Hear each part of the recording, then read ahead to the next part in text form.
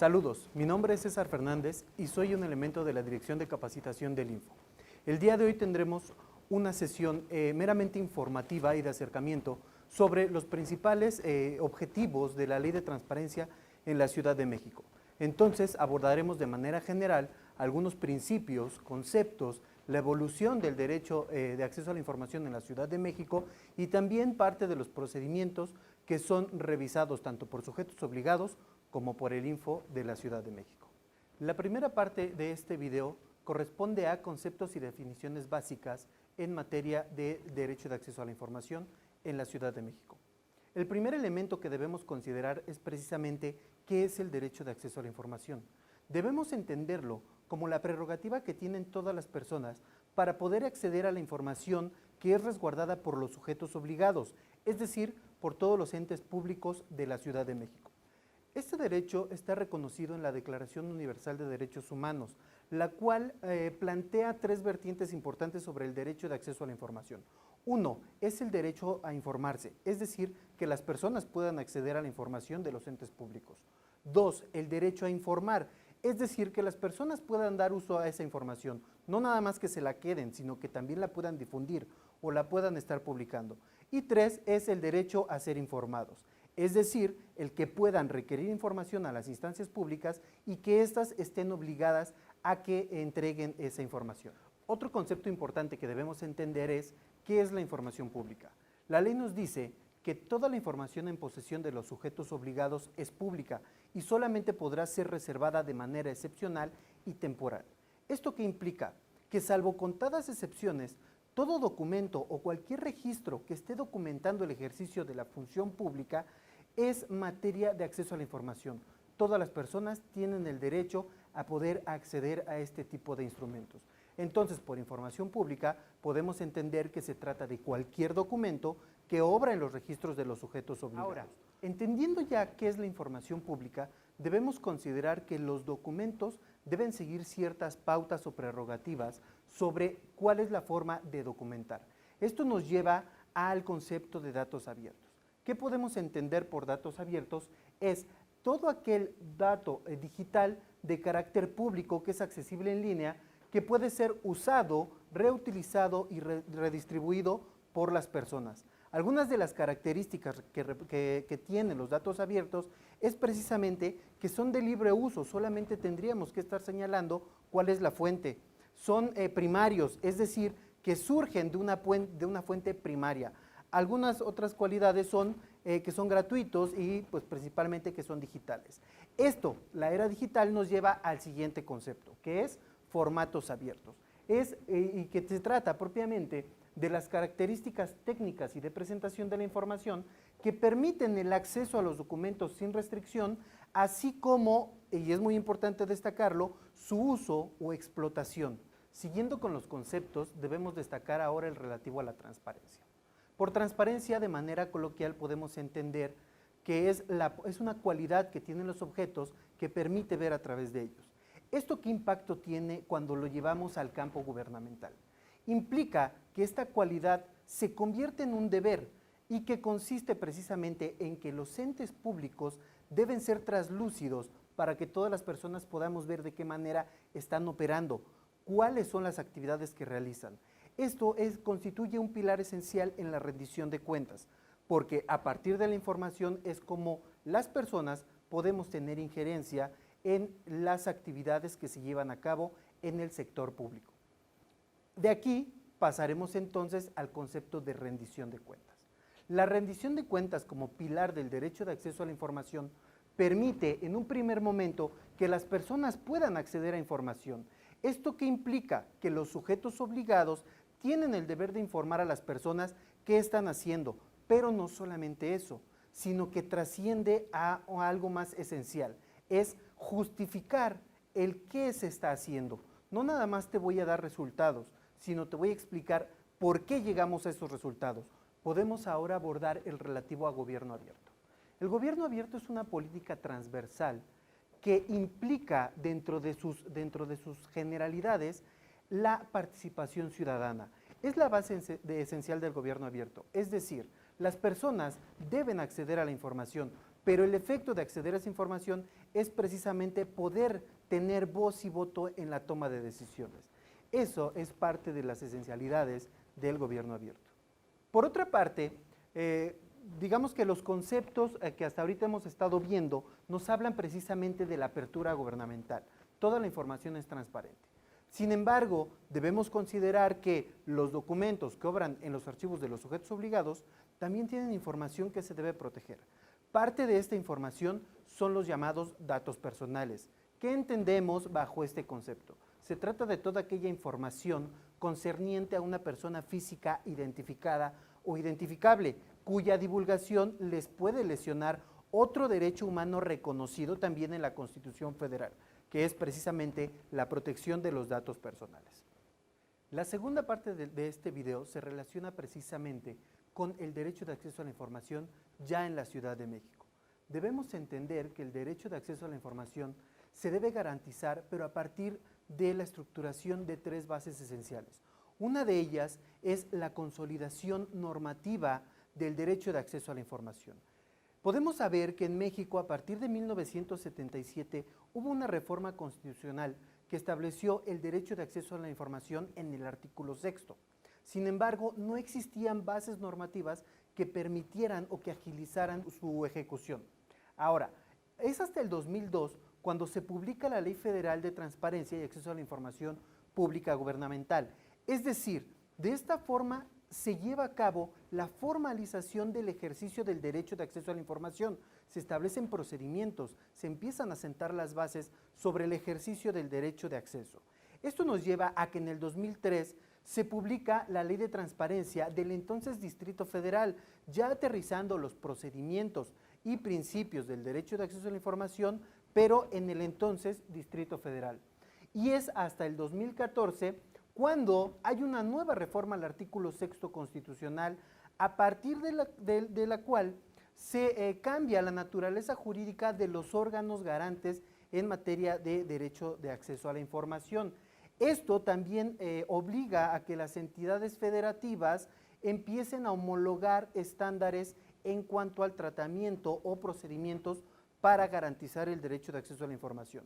La base normativa entonces se centra en la Ley General de Transparencia y que ésta tiene impacto en la publicación de leyes locales, siendo el caso que en la Ciudad de México aparece en el 2016 la Ley de Transparencia, Acceso a la Información Pública y Rendición de Cuentas de la Ciudad de México.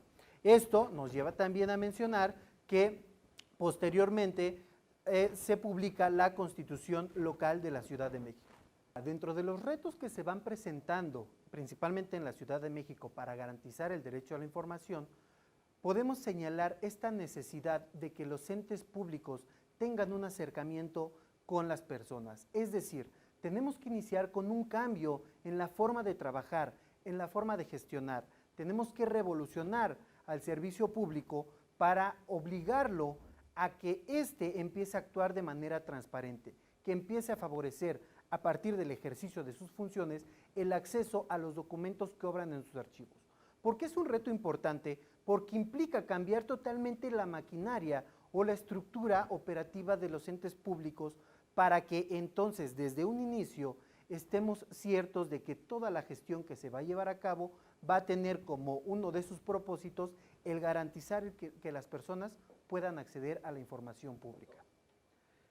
Señalado lo anterior, debemos pasar a una tercera etapa, que son aspectos generales de la ley.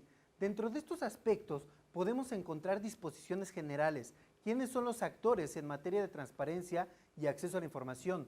¿Qué son las obligaciones de transparencia? ¿Cuáles son los procedimientos que la ley establece para garantizar el derecho de acceso a la información? Así como cuáles son los medios de defensa con que cuentan las personas para que se proteja este derecho humano. Dentro de las disposiciones generales podemos destacar algunos de los objetivos de la ley, que son promover y fomentar, así como difundir la cultura de la transparencia, es decir, asentar a la transparencia como una base en la estructura operativa del sector público. Otra de ellas es establecer bases que regirán los procedimientos para garantizar el derecho de acceso a la información, así como fijar mecanismos y condiciones homogéneos para el ejercicio de este derecho. Dentro de los principios que operan en el derecho de acceso a la información, podemos destacar algunos. Uno de ellos es el de igualdad y no discriminación, que implica otorgar medidas pertinentes para asegurar el acceso a la información a todas las personas en igualdad de condiciones. Otro de los principios es el de accesibilidad y que se vincula mucho con el de igualdad y no discriminación. La accesibilidad implica establecer medidas que aseguren que las personas en condiciones de vulnerabilidad puedan ejercer su derecho de acceso a la información. Por otra parte, en el derecho de acceso a la información opera el principio de suplencia de la queja. ¿Qué implica esto? Que aun y cuando las personas puedan promover alguna solicitud de la cual no se pueda desprender bien a bien qué es lo que se requiere, los sujetos obligados tienen el deber de hacer una interpretación que favorezca esa petición, darle un sentido a la solicitud para que ésta pueda ser atendida de mejor manera y sin dilatar los procedimientos. Dentro de los procedimientos debemos destacar otro principio esencial, la gratuidad. El derecho de acceso a la información implica que la información en posesión de los sujetos obligados es pública. Incluso eso está establecido dentro de la misma ley. ¿Qué impacto tiene el principio de gratuidad? Pues es buscar que en el ejercicio del derecho de acceso a la información y principalmente en el desahogo de los procedimientos, no se tenga que establecer alguna carga onerosa para las personas, o bien, si es necesario cubrir con algún costo, que sea el menor de los posibles. Otro principio muy importante y que tiene un impacto más procesal es el de sencillez y expeditez. Debemos entender que el sector público debe transformar su manera de comunicar y de eso se trata la sencillez. Establecer lenguajes comprensibles para todas las personas, que cualquier individuo pueda entender lo que se está informando. Y por expeditez vamos a entender la celeridad en los procedimientos. Debemos evitar establecer cargas que dilaten el procedimiento de acceso a la información. Otro principio importante es el de congruencia y exhaustividad. En el ejercicio del derecho de acceso a la información, la congruencia y exhaustividad tienen un impacto muy importante y es que ante cualquier solicitud de información se atienda cada uno de los planteamientos que se están formulando, pero que además esa atención sea congruente, es decir, que sea acorde a lo que se está pidiendo, que no se desvíe la información que se proporciona de manera tal que no guarde congruencia con lo que se está solicitando. Ahora, en el ejercicio del derecho de acceso a la información es muy importante en algunos casos hacer ajustes razonables. ¿Qué vamos a entender por ajustes razonables? Son todas aquellas modificaciones que tengan que hacerse para garantizar a las personas que presenten alguna situación de vulnerabilidad que puedan acceder a los documentos. Es decir, es llevar a cabo algunas adecuaciones para facilitar el acceso a la información, adecuaciones de las cuales tenemos que destacar que no deben representar ninguna carga onerosa para las personas. Ahora, en la interpretación del derecho de acceso a la información opera, como en otros derechos humanos, el principio pro persona. ¿Qué implicación tiene? Que cuando tengamos que hacer un estudio o análisis de alguna solicitud de información, siempre debemos buscar la manera de garantizar el derecho humano de acceso a la información. Esto aplicando de manera más favorable la legislación que corresponda a la materia. En este caso, estaríamos hablando de la Ley de Transparencia de la Ciudad de México. Ahora, todos estos principios digamos que se conjugan en un principio esencial del derecho de acceso a la información, y es el principio de máxima publicidad, que, nada más para reforzar lo que hasta ahorita hemos visto, la máxima publicidad dicta que toda la información en posesión de los sujetos obligados es pública. Y entonces, ante alguna duda sobre si la información debe entregarse o no, el principio de máxima publicidad nos va a invitar a entregar la información atendiendo al derecho humano de acceso a la información. Ya decíamos que el principio de máxima publicidad nos habla de toda la información en posesión de los sujetos obligados. Pero ¿quiénes son los sujetos obligados? Debemos entender por sujeto obligado a cualquier ente público, así como personas físicas o morales que ejerzan o reciban recursos públicos, o bien que lleven a cabo actos de autoridad.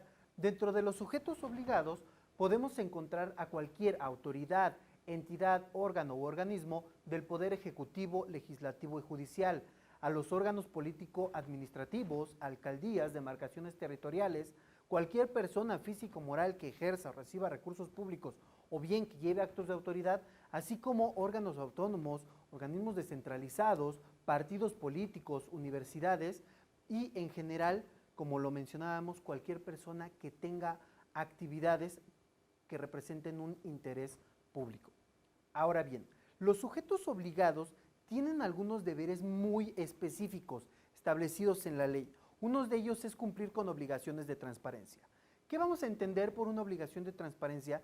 Es aquella información que de manera oficiosa se tiene que publicar y estar actualizando de manera trimestral a través de los portales electrónicos correspondientes, sean sus páginas institucionales o bien sea a través de la Plataforma Nacional de Transparencia en el apartado del Sistema de Portales de Obligaciones de Transparencia, conocido como CIPOT. Algunas de las obligaciones de transparencia que se deben estar publicando está relacionada con la remuneración de los servidores públicos, los contratos, el directorio de los servidores públicos, los servicios o trámites que ofrecen, así como información relacionada con programas sociales o resoluciones. Ahora, las obligaciones de transparencia se dividen en dos tipos. Son obligaciones de transparencia genéricas, es decir, que aplican para todos los sujetos obligados, salvo algunas excepciones de acuerdo a un catálogo de aplicabilidad que se determina en el propio info, así como obligaciones de transparencia específicas, es decir, obligaciones que recaen en algunos sujetos obligados de acuerdo a la naturaleza jurídica de la institución. Podemos hablar entonces de obligaciones de transparencias para órganos autónomos, para universidades, para sindicatos o para partidos políticos que no necesariamente tienen que cumplimentar algunos otros sujetos obligados. La unidad de transparencia depende del titular del sujeto obligado. Debe contar con oficinas visibles y accesibles a todo el público y debe contar también con un buzón ciudadano. Algunas de las funciones principales que tiene la unidad de transparencia es capturar, ordenar, analizar y procesar las solicitudes de información hasta que se pueda entregar la respuesta, así como asesorar y orientar de manera sencilla y comprensible a los solicitantes sobre los procedimientos que pueden desahogar en materia de acceso a la información. Por otra parte, también apoya al Comité de Transparencia en el ejercicio de sus facultades, además de que recaba, publica y actualiza las obligaciones de transparencia en el sujeto obligado. También cabe señalar que la unidad de transparencia tiene una actividad muy particular para garantizar el derecho de acceso a la información y es informar a los superiores jerárquicos dentro de cada área del sujeto obligado sobre el incumplimiento de las obligaciones que establece la ley por parte de algunos de los servidores públicos que se encuentren adscritos precisamente a esas áreas. Seguimos ahora con otro de los actores dentro del derecho de acceso a la información y este se constituye precisamente como la máxima autoridad en materia de derecho de acceso a la información al interior del sujeto obligado y es el Comité de Transparencia. Se trata de un órgano colegiado al interior del sujeto obligado, integrado por un número impar de personas servidoras públicas que no dependan jerárquicamente entre sí. Algunas de las facultades que tiene este Comité de Transparencia y que lo hace ser la máxima autoridad al interior son confirmar, modificar o revocar la clasificación de información, así como declaraciones de inexistencia o de incompetencia para atender alguna solicitud de información. También pueden ordenar la generación de información a las áreas competentes cuando exista el deber de contar con algún tipo de documento. También establecen políticas para facilitar la obtención de información y el ejercicio del derecho de acceso a la información. Aprueban el programa anual de capacitación al interior del sujeto obligado en materia de transparencia y acceso a la información, además de que supervisa la aplicación de los criterios en materia de catalogación y conservación de los documentos y de organización de archivos. Como parte de los actores en el derecho de acceso a la información, también debemos destacar la trascendencia del Instituto de Transparencia, Acceso a la Información Pública, Protección de Datos Personales y Rendición de Cuentas de la Ciudad de México. Este es un organismo autónomo de la Ciudad de México, especializado, independiente, imparcial y colegiado. Se encuentra facultado para dirigir y vigilar los ejercicios del derecho de acceso a la información, así como de la protección de datos personales. De acuerdo a la norma, este instituto se encuentra integrado de manera colegiada, donde intervienen 5 personas comisionadas ciudadanas, de las cuales una va a presidirlo. Ahora bien, dentro de las atribuciones del Info, podemos destacar el que pueden emitir opiniones y recomendaciones sobre los temas relacionados a la transparencia y el acceso a la información, verificar que los sujetos obligados cumplan con las obligaciones de la Ley de Transparencia, así como conocer y resolver recursos de revisión que se interpongan en contra de respuestas a solicitudes de información, entre otras. Hablando de las funciones que tiene el Info de la Ciudad de México, podemos destacar una, y que es la de verificación. El impacto de este procedimiento va en función de la información que los sujetos obligados deben estar publicando de manera oficiosa. La actividad consiste en revisar que las plataformas electrónicas cuenten con información completa y también se revisa la documentación física que posee el sujeto obligado. En los casos en los que se detecta que no se está cumpliendo con lo que establece la ley, el instituto puede emitir un dictamen de incumplimiento, el cual puede conllevar incluso a una vista al órgano interno de control. Ahora, ya adentrados en temas de procedimientos, debemos destacar otros relacionados con la forma como las personas pueden acceder a la información, y una de ellas es la solicitud de información. La ley nos dice que toda persona, por sí o a través de un representante, puede requerir a los sujetos obligados la información que obra en sus archivos, destacándose al respecto que no tiene que acreditar ni su personalidad ni algún interés específico sobre la información. Para las solicitudes de información, la unidad de transparencia puede auxiliar a las personas sobre la forma como pueden llevar a cabo este trámite. La solicitud se puede presentar de manera física, se puede presentar de manera verbal, puede ser a través de un escrito libre o bien a través de formatos que establezca el instituto, así como a través de la Plataforma Nacional de Transparencia. ¿Qué requisitos debe cumplir una solicitud? Son muy sencillos, simplemente se tiene que describir cuál es el documento que se solicita, se tiene que señalar algún medio para recibir notificaciones o propiamente recibir la información que se está requiriendo, así como la modalidad en la que desea la persona que se le entregue la información. Puede ser en medios digitales, puede ser en copias simples, copias certificadas o incluso en la consulta directa dentro de las instalaciones del sujeto obligado. Ahora, en el procedimiento de atención a solicitudes de información debemos comprender que hay un plazo para dar respuesta. A partir de que se presenta una solicitud de información, los sujetos obligados deben responder en un plazo máximo de 9 días, el cual, siempre que se justifique, podrá ampliarse hasta por 7 días más. Dentro de este procedimiento opera uno de los principios que mencionábamos con anterioridad y es el de gratuidad. ¿Esto qué implica?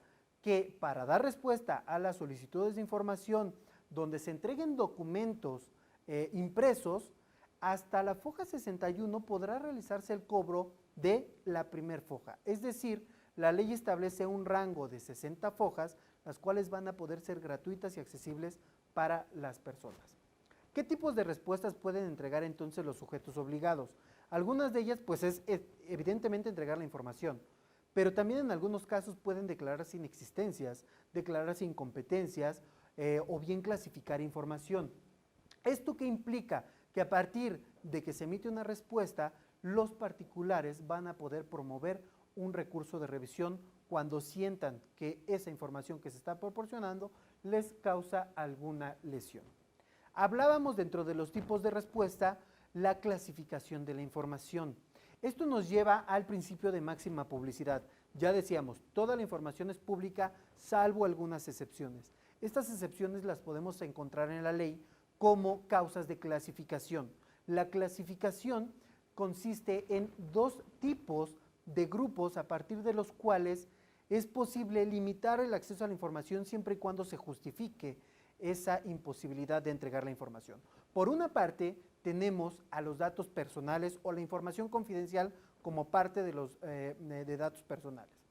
La característica que tiene la información confidencial es que se trata de información que nace privada y que solamente ante la existencia de un interés público se va a poder hacer pública. Por otra parte, tenemos a la información reservada, que dista mucho de la confidencialidad. ¿Por qué? Porque la información reservada tiene la característica de que nace pública.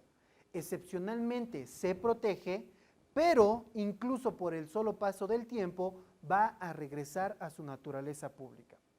Entonces, como podemos darnos cuenta, la reserva de la información sí está acotada a límites muy definidos. Dentro de los límites en la reserva de la información podemos destacar el relativo a la temporalidad.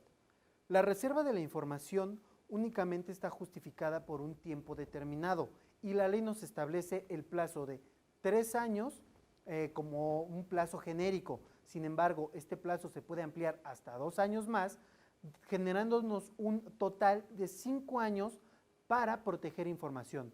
Pero, como se menciona, la reserva de la información debe estar debidamente justificada. Ahora, esta reserva, ya lo mencionábamos, termina. ¿En qué momentos termina la reserva de la información?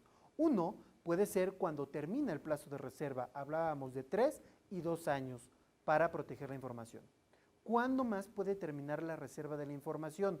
Cuando ya no se justifica la necesidad de protegerla. Es decir, ya no hay motivos suficientes por los cuales deba protegerse.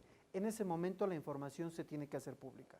Y por último, tenemos cuando una autoridad competente, como es el caso del Info de la Ciudad de México, determina que la información ya no debe tener el carácter de reservada. En ese momento, la información se hace pública. Siguiendo con el procedimiento de acceso a la información, encontramos que las personas tienen medios de defensa para impugnar los actos que lesionen su derecho de acceso a la información. Dentro de estos medios de defensa tenemos el recurso de revisión. El recurso de revisión es un medio de defensa que se promueve directamente ante el Info de la Ciudad de México y tiene como efecto revisar la legalidad de la respuesta que emita un sujeto obligado ante una solicitud de información. ¿Contra qué procede entonces el recurso de revisión? Prácticamente contra toda respuesta y cualquier fondo de la respuesta que se emita. Es decir, si se declara la inexistencia de la información, el sujeto obligado se declara incompetente, se clasifica la información o se entrega incluso determinada información que se estima no es la que se requirió, todas esas causas son motivo de recurso de revisión. Este recurso de revisión se puede presentar en un plazo de 15 días a partir de que se da respuesta o bien de que se debió haber dado respuesta, lo que nos lleva a la conclusión de que el recurso de revisión también procede ante la falta de respuesta a una solicitud de acceso.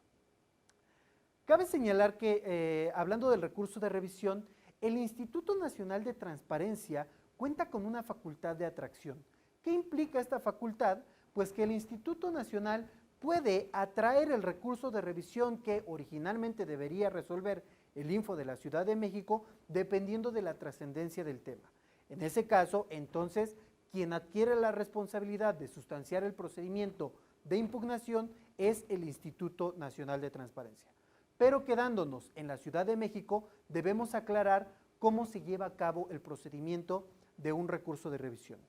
A partir de que se da respuesta, la persona solicitante tiene 15 días para impugnar esta, o bien tiene 15 días después de que se debió haber dado respuesta, como ya lo mencionábamos, en el caso de las omisiones.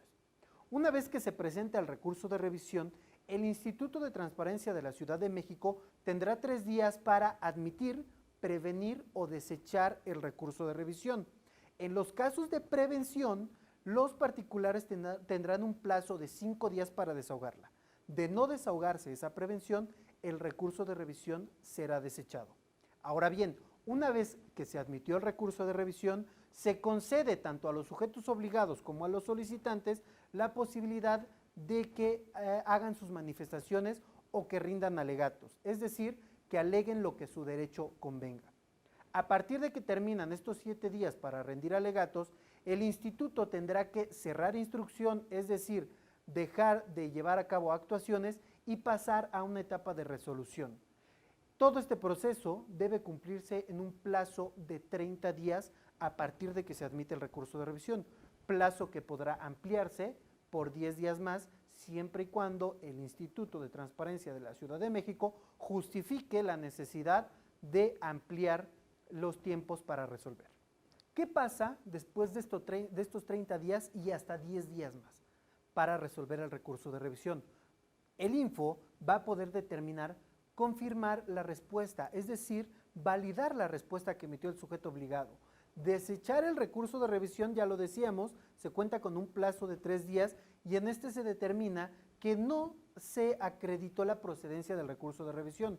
También puede sobreseer el asunto, es decir, resolverlo de manera anticipada sin que entre al estudio de fondo del caso ante algunas eventualidades que se presentaron en la sustanciación del recurso de revisión, como pudiera ser que el sujeto obligado subsanó la respuesta que entregó inicialmente. Otro sentido de resolución es modificar la respuesta o revocarlo. ¿Qué impacto tiene este tipo de resoluciones? Es que en estos casos el instituto va a instruir o va a ordenar al sujeto obligado a que cumpla de alguna manera con las obligaciones que marca la ley sobre el acceso a la información. O bien puede ordenar también que se dé respuesta a una solicitud de información cuando el sujeto obligado haya sido omiso para responder una solicitud de acceso. Debemos destacar que las resoluciones del instituto son obligatorias y son vinculantes para los sujetos obligados. ¿Qué refleja esto?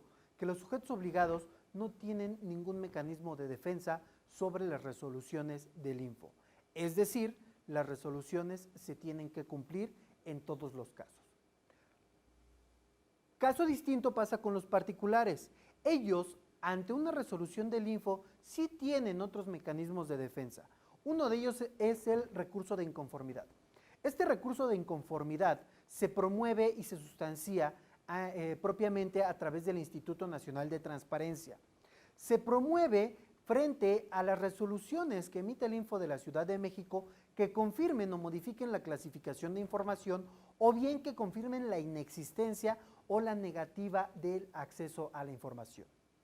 Este procedimiento se resuelve con base en el proceso establecido en la Ley General de Transparencia y en este caso la resolución que emite el INAI sobre este tipo de asuntos no puede ser atacada por el Instituto de Transparencia de la Ciudad de México. Nuevamente es definitiva.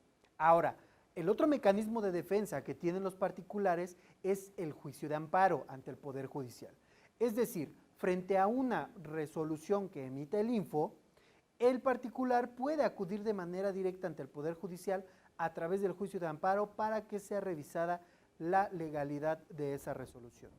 Debemos aclarar una situación. Están estas dos figuras para que los particulares puedan impugnar. Los solicitantes pueden elegir entre una u otra, pero también pueden optar por ambas siempre y cuando se lleve a cabo de manera escalonada. Es decir, los solicitantes pueden promover inicialmente el recurso de inconformidad y sobre la resolución que recaiga al recurso de inconformidad podrán acudir al juicio de amparo ante el Poder Judicial. Ahora, siguiendo con las resoluciones del Instituto de Transparencia de la Ciudad de México, de las cuales ya dijimos no se pueden defender los sujetos obligados, la definitividad de estas resoluciones nos lleva a que los sujetos obligados deben dar cumplimiento a la instrucción tal cual está formulada por el Pleno del Info. El incumplimiento a dichas resoluciones es materia de medidas de apremio. ¿Qué es una medida de apremio? Es la forma o la medida que el instituto va a establecer para garantizar el cumplimiento de la resolución.